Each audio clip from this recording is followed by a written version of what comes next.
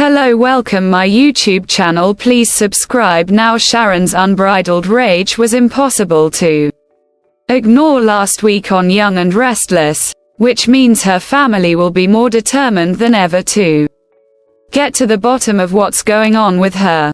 Unfortunately, her ex-husband's master plan may just make matters a whole lot worse. Sharon showed signs of instability long before the late bloodied Cameron showed up in her living room as a figment of her twisted imagination to act as an advisor. We began to suspect she was off her bipolar meds even before she admitted to Nick that the doctor had put her on a different prescription. As we now know, Sharon didn't like the way the new pills made her feel, so she stopped taking them. The demented stalker she stabbed to death. In fact, Cameron, who appears to be stuck for perpetuity in the same bloody torn shirt he died in, seems to go everywhere with Sharon at this point. As has been explained through exposition, this is because he's not Cameron's ghost, but a figment of Sharon's unmedicated mind. We were led to believe he was there to help her figure things out, but it's all gone a bit sideways as he's instead egging her on to make questionable decisions, perhaps in a twisted kind of way. He is helping her purge herself of the anger and pain she's been carrying around all of these years since Cassie's tragic death.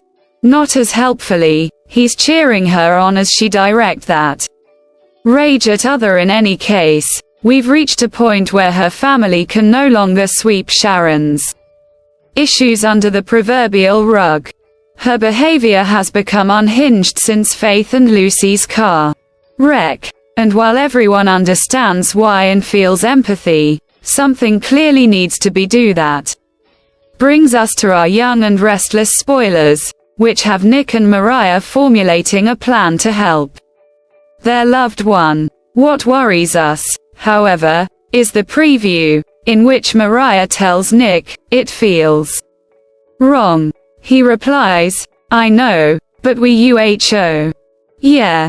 Characters don't say things like that unless the plan is truly questionable.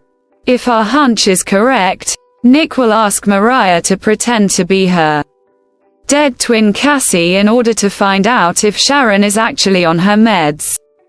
It could be something as simple as he suggests she go through her mother's purse, but because this is a soap, the latter is more likely. Mariah posing as Cassie could get them the answers they're looking for, but they'll be taking a huge risk.